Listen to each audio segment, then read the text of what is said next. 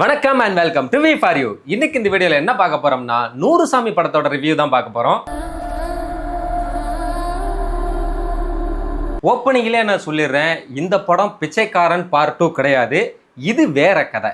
ஆனா இதுவுமே ஒரு உண்மை கதை தான். இந்த படத்தோட ஒன்லைனை பத்தி சொல்லணும்னா, இது ஒரு மறுமணத்தை பத்தின ஒரு கதை தான். ஒரு பொண்ணு புருஷனை இழந்துட்டா அப்படிங்கிறதுக்காகவே அவ தனியா இருக்கணும்னு இல்லை, அவங்களுக்குன்னு பல ஆசை பாசங்கள்லாம் இருக்கும், அவங்களுக்குன்னு தேவைகள்லாம் இருக்கும், அவங்களுக்குன்னு ஒரு துணை தேவைப்படும். அதனால அவங்க எந்த வயசுல வேணா மறுமணம் செஞ்சுக்கலாம் அப்படிங்கறத அந்த படத்தோட ஒன்லைன். இந்த உலகத்துல உயிரா பிறந்துட்ட எல்லாருக்கும் அடிப்படை தேவை சாப்பிடுறது, தூங்குறது, மூணாவது ஒரு துணை தேடிக்கிறது. ஆனா இது ஒரு மகளோட மறுமணத்தை பத்தின கதையோ இல்ல ஒரு மருமகளோட மறுமணத்தை பத்தின கதையோ கிடையாது. இது ஒரு அம்மாவோட மறுமணத்தை பத்தின கதை. அவங்களுக்கு ஒரு வாழ்க்கை இருக்கு. இதனடா இது மறுமணத்துல மகளோட மறுமணம் இல்ல மருமகளோடது இல்ல அம்மாவோடதுன்னு இதுல என்ன வித்தியாசம் இருக்குன்னு நீங்க நினைக்கலாம்.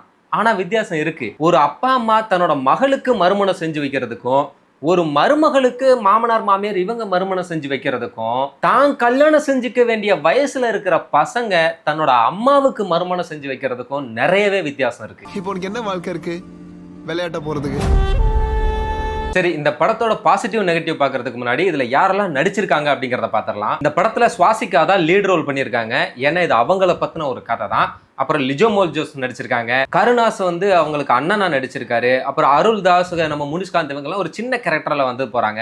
பாலாஜி சக்திவேல் சார் ஒரு பெரிய கேரக்டராகவே வராரு படத்துல. அதுக்கப்புறம் நக்லேஷ் ஜென்சன் திவாகர் நடிச்சிருக்காரு. இவங்க எல்லாத்தையும் விட முக்கியமான 2 கேரக்டர் சுவாசிகாவோட பசங்களா நடிச்சவங்க அஜய் திஷான், அப்புறம் நம்ம சக்தி, இவங்க 2 பேர் தான் நடிச்சிருக்காங்க. இவங்க 2 பேரும் உண்மையிலேயே ரொம்ப நல்லா நடிச்சிருக்காங்க தான் சொல்லணும். 2 பேருமே அவங்களுக்கு கொடுக்கப்பட்ட கதாபாத்திரத்தை ரொம்பவே நல்லா பண்ணியிருக்காங்க.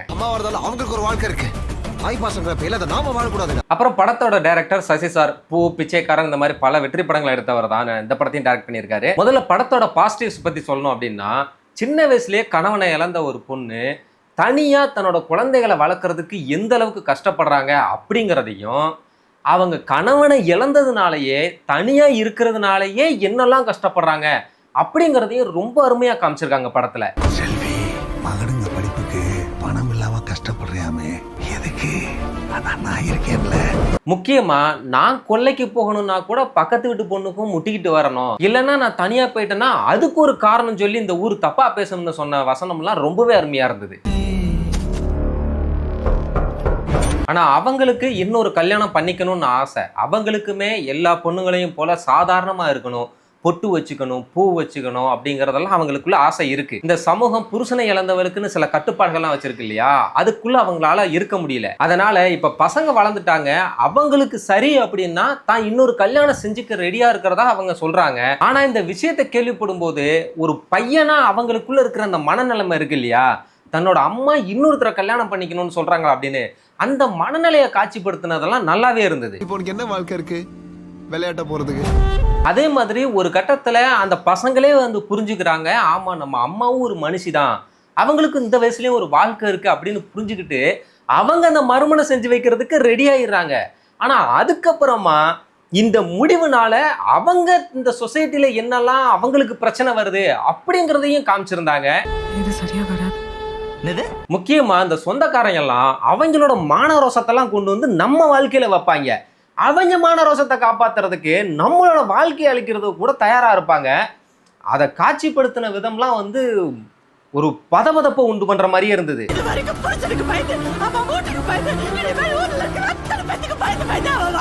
அது உண்மையிலேயே நம்ம ஊருக்குள்ள பல பேருக்கு இந்த மாதிரி நடந்திருக்கும்.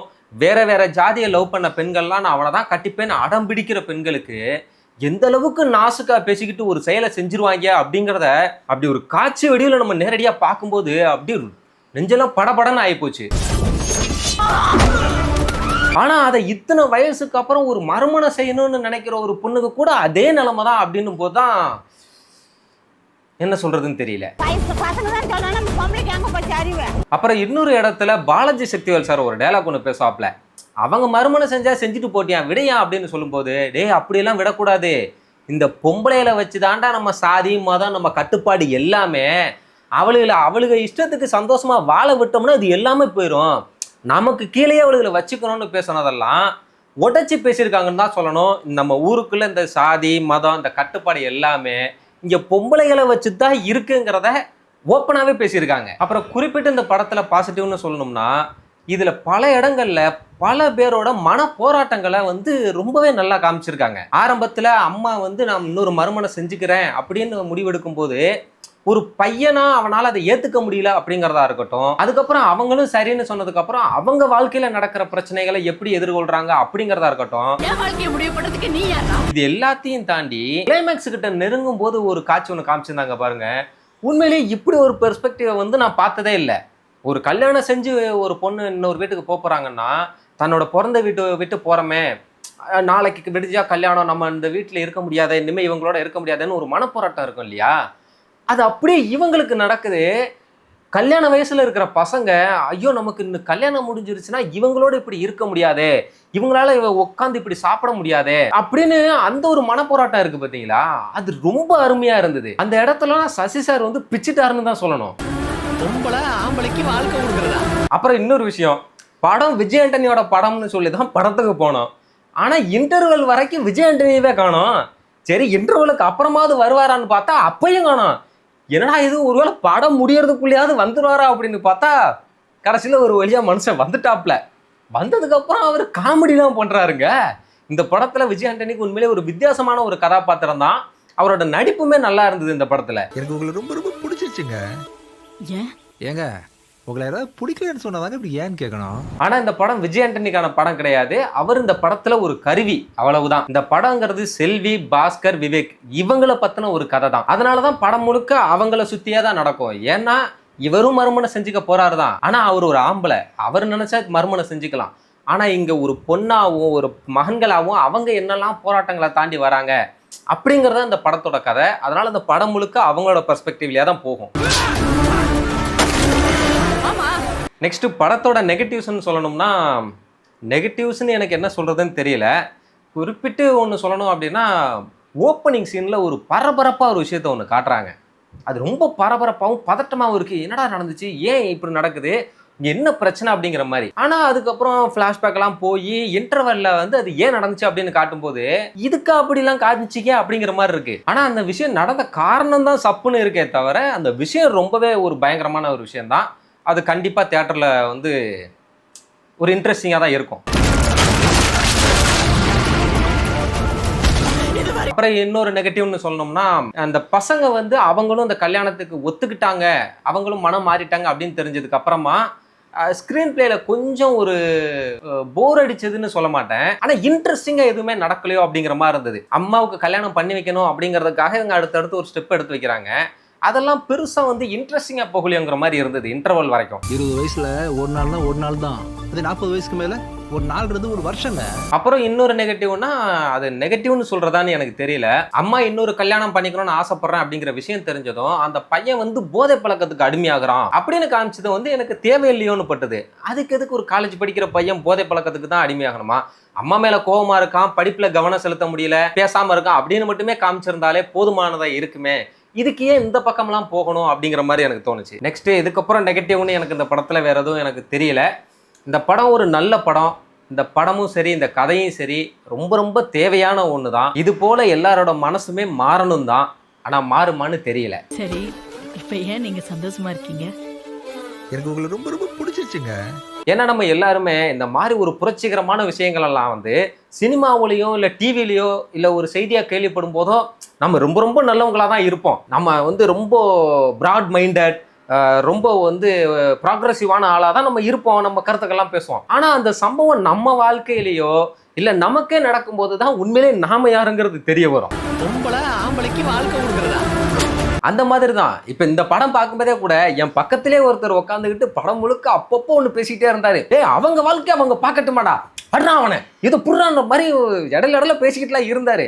ஆனா அவர் லைஃப்ல இந்த மாதிரி ஒரு விஷயம் நடக்கும்போது அவர் இந்த மாதிரி நடந்துப்பாரா அப்படிங்கிறது சந்தேகம் தான். அம்மா வரதால அவங்களுக்கு ஒரு வாழ்க்கை இருக்கு, தாய் பாசங்கிற பேர்ல அதை நாம வாழக்கூடாதுடா. ஆனா இந்த படத்துல பல போராட்டங்களுக்கும் எதிர்ப்புகளுக்கு அப்புறமும் கூட அந்த 2 பசங்களும் சேர்ந்து தன்னோட அம்மாவுக்கு இன்னொரு கல்யாணம் செஞ்சு வச்சுட்டாங்க அப்படின்னு கிளைமேக்ஸ்ல காட்டும் போது கூடவே இது ஒரு உண்மை கதை அப்படின்னு ரியல் லைஃப்ல இருந்த செல்வி, பாஸ்கர், விவேக் இவங்க எல்லாரோட இமேஜையும் காட்டினாங்க பாருங்க. அந்த கல்யாணத்தப்ப எடுத்த போட்டோ அதை பார்க்கும்போது இன்னும் சந்தோஷமா இருந்தது. உண்மையிலேயே பசங்களா இருந்துகிட்டு ஒரு அம்மாவுக்கு அப்படி செஞ்சு வைக்கிறதெல்லாம் ரொம்ப பெரிய விஷயம்தான். உயிரா பிறந்துட்ட எல்லாருக்கும் அடிப்படை தேவை. சாப்பிடுறது, தூங்குறது, மூணாவது ஒரு தொண்ணை தேடிக்கிறது. உண்மையை சொல்ல போனா ஒரு ஆணா இருந்து அவன் எந்த வயசுல வேணா அவனோட வாழ்க்கையை சந்தோஷமா வாழ்றதுக்கு அவனால அந்த முடிவை ஈஸியா எடுத்துட முடியுது.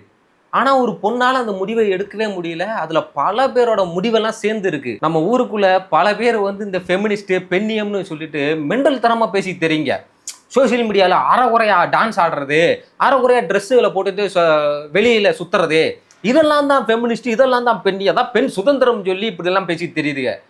ஆனா அது இல்லை பெண்ணியம், அது இல்லை ஃபெமினிஸ்ட். என் வாழ்க்கையை என்னைய சந்தோஷமா வாழ விடுங்கடா, அதுக்கான முடிவை எடுக்க விடுங்க அப்படின்னு கேட்கறது தான் பெண்ணியம். அந்த முடிவை எடுக்க முடியாம இங்க ஊருக்குள்ள பல பெண்கள் போராடிக்கிட்டு இருக்காங்க, அவங்களோட வாழ்க்கை இழந்துட்டு இருக்காங்க. இதுக்கெல்லாம் முதல்ல குரல் கொடுங்க தயவு செஞ்சு. ஏன்னா இதுக்கு ஆண்கள் பேசினா மட்டுமே இது சரியாகிறது கிடையாது. பெண்கள்லாம் இந்த மாதிரி இருக்கிற விஷயங்களுக்கு கொஞ்சம் பேச ஆரம்பிங்க ஓப்பனா. இதெல்லாம் பேசுறவங்க தான் ஃபெமினிஸ்ட். இது சரியா வராது. வெறுமனே அரைகுறையா ட்ரெஸ்ஸை போட்டுட்டு இதை தப்பா பார்க்காத, தப்புனா உன் கண்ணுல பிரச்சனை, நீ பாக்குற கண்ணோட்டத்தை மாத்துன்னு இன்னும் நீங்க ஆடை சுதந்திரத்துக்குள்ளேயே இருக்காதீங்க. அதை தாண்டி வாங்க. கடைசி வரைக்கும் ஆடை சுதந்திரத்துக்குள்ளேயே பெண்ணியத்தை வந்து அடக்கிறாதீங்க. அது இந்த படத்தை போய் பார்த்தீங்கன்னா புரியும் எவ்வளவு மனப்போராட்டத்துக்குள்ளலாம் இருக்கிறாங்க அப்படின்னு.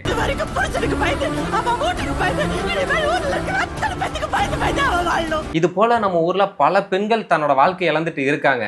இந்த படத்தை பார்த்ததுக்கு அப்புறமாவது அவங்களோட பிள்ளைகளோ இல்லை அவங்களோட சொந்தக்காரங்களோ அவங்களும் இந்த மாதிரி மைண்டை கொஞ்சம் கிளியர் பண்ணி அவங்களுக்கும் ஒரு வாழ்க்கை இருக்கு, அவங்களும் ஒரு மனுஷங்க தான் அப்படிங்கிறத பார்த்து அவங்களுக்கு இன்னொரு வாழ்க்கை அமைச்சு கொடுத்தாங்கன்னா அதுவே இந்த படத்துக்கு மிகப்பெரிய வெற்றின்னு நான் நினைக்கிறேன். அம்மா வரதால அவங்களுக்கு ஒரு வாழ்க்கை இருக்கு. தாய் பாசங்கிற பேர்ல அதை நாம வாழக்கூடாதுடா. ஃபைனலி இந்த படம் நல்லா இருக்கா, போய் பார்க்கலாமா அப்படின்னு கேட்டிங்கன்னா படம் ரொம்பவே நல்லா இருக்கு. நீங்க தாராளமா போய் பார்க்கலாம். ஆனா அதை தாண்டி இந்த படம் சொசைட்டிக்கு தேவையான ஒரு படம். குறிப்பா இந்த படம் யாருக்கு பிடிக்கும் அப்படின்னா இந்த படம் பெண்களுக்கு ரொம்பவே பிடிக்கும். இது தாய்மார்கள் கொண்டாடும் வெற்றி, அப்படிப்பட்ட ஒரு படமா தான் இந்த படம் இருக்கும். 20 வயசுல ஒரு நாள் தான். அது 40 வயசுக்கு மேல ஒரு நாள்ன்றது ஒரு வருஷங்க. இது யாருக்கு பிடிக்காதுன்னு நான் சொல்லிடுறேன். இந்த படம் ஆண்கள் தான் கெத்து, பொண்ணுனா இப்படிதான் இருக்கணும் அப்படின்னு இந்த படத்துல வர நம்ம பாலாஜி சக்திவேல் சார் கேரக்டரா இருக்கட்டும், இல்ல கருணாஸ் அவர்களோட கேரக்டரா இருக்கட்டும், அந்த மாதிரி மனநிலைமையில இருக்கிற ஆண்களுக்கு இந்த படம் பிடிக்காது. இப்போ உனக்கு என்ன வாழ்க்கை இருக்கு விளையாட்ட போறதுக்கு? பொம்பளை நாளே நமக்கு கீழே தான் இருக்கணும், அது எப்படி அவங்க வந்து இன்னொரு கல்யாணம்லாம் அந்த வயசுல பண்ணிக்கலாம்னு நினைக்கிறவங்க. இவன் 7 பேரோட போவேன், ஆனா ஒரு பொண்ணு ஒருத்தன் கூட தான் இருக்கணும் கடைசி வரைக்கும். அப்படி அவன் ஒரு வேலை செத்துட்டானாலும் அவனும் தன்னந்தனியா இருந்து செத்து போகணும், அந்த உடன்கட்டை ஏறதெல்லாம் சரின்னு நினைக்கிற மனநிலைமையில இருப்பாங்க இல்லையா, அந்த மாதிரி ஆளுகளுக்கு இந்த படம் பிடிக்காது. பொம்பளை ஆம்பளைக்கு வாழ்க்கை கொடுக்குறதா? ஒருவேளை யாராவது இந்த படத்தை பார்த்துட்டு படம் வந்து ரொம்ப ஸ்லோவா போகுது, இது ரொம்ப இதுவா இருக்கு அப்படிங்கிற மாதிரி யாராவது சொன்னாங்க அப்படின்னா அவங்கள கூட நீங்க வந்து விட்டலாம். ஆனா எவனாவது இந்த படத்துல சொன்ன கருத்தே எனக்கு பிடிக்கல, இல்ல அதெல்லாம் சாத்தியமே கிடையாது அப்படின்னு எவனாவது சொன்னான்னு வைங்களேன், அவன் தான் இந்த கருப்பாடு. என் வாழ்க்கையை முடிவு பண்ணதுக்கு நீ யாரா? அவனை ஒரு நல்ல மனநல மருத்துவர்கிட்ட கூட்டிட்டு போய் இங்க வர்ற வெங்காயம் ஒன்னே மாதிரியே பொம்பளையும் ஒரு மனுஷி தான், அவளுக்கும் வாழ்க்கை இருக்கு, நீ கல்யாணம் பண்ணி நீ செத்து போயிட்டீன்னா அவன் உனக்காகவே வாழ்ந்துட்டு சாகணும்லாம் கிடையாதுன்னு அவனுக்கு ஒரு நல்ல மருத்துவம் கொடுக்க வேண்டிய ஒரு ஆள் தான். மற்றபடி இந்த படம் பெண்களுக்கான படம், எல்லாரும் போய் பாருங்க, உங்களுக்கான மைண்ட் செட்டும் மாறும். குறிப்பா ஆண்கள் இந்த படத்தை போய் பாருங்க, பார்த்துட்டு கொஞ்சமாவது அந்த மைண்ட் செட்டுக்கு வந்து மாற்றத்துக்கு வாங்க. கண்டிப்பா அதை ஏத்துக்க முடியாது தான் சடனா, ஆனா ஒரு 2 பசங்களே சேர்ந்து தான் அம்மாவுக்கு இப்படி ஒன்று உண்மையிலேயே ரியல் லைஃப்ல பண்ணி வச்சிருக்காங்கன்னும் போது கொஞ்சம் பக்கத்து ஊர்ல இல்ல பக்கத்து தெருவுல இல்ல நமக்கு தெரிஞ்சவங்க இடத்துல இப்படி நடக்குதுன்னா அதை ஏத்துக்கிற மனநிலைமைக்கு வாங்க. அப்படியே கொஞ்சம் கொஞ்சமா வந்து திரும்ப திரும்ப இது போல நடக்கும்போது அது நம்ம வீட்லயும் நடக்கும்போது நமக்கு ஏத்துக்கிற மனப்போக்கம் நிச்சயமா வரும். ஏன்னா பொம்பளைங்க படிக்க போகலாம், பொம்பளைங்க வேலைக்கும் போகலாம், இப்படிங்கிற விஷயங்களும் வந்து ஒரே நாள்ல நடக்கல இல்ல, அதெல்லாம் ஏத்துக்கிட்டோம் தானே கொஞ்சம் கொஞ்சமா. அவ்வளவுதான் மக்களே, இதோட இந்த வீடியோ முடிஞ்சு போச்சு. இந்த வீடியோ உங்களுக்கு பிடிச்சிருந்தா வீடியோ லைக் பண்ணுங்க, ஷேர் பண்ணுங்க, கமெண்ட் பண்ணுங்க, மறக்காம நம்ம சேனலுக்கு சப்ஸ்கிரைப் பண்ணுங்க. நீங்க யாரெல்லாம் 100 சாமி படத்தை தியேட்டர்ல போய் பார்த்தீங்களோ உங்களுக்கு இந்த படம் எந்த மாதிரி இருந்தது, பிடிச்சிருந்துச்சா பிடிக்கல அப்படிங்கறதையும் மறக்காம கமெண்ட் செக்ஷன்ல சொல்லுங்க. நான் அடுத்த ஒரு நல்ல வீடியோல இருந்து உங்களை சந்திக்கிறேன். அது வரைக்கும் டாடா.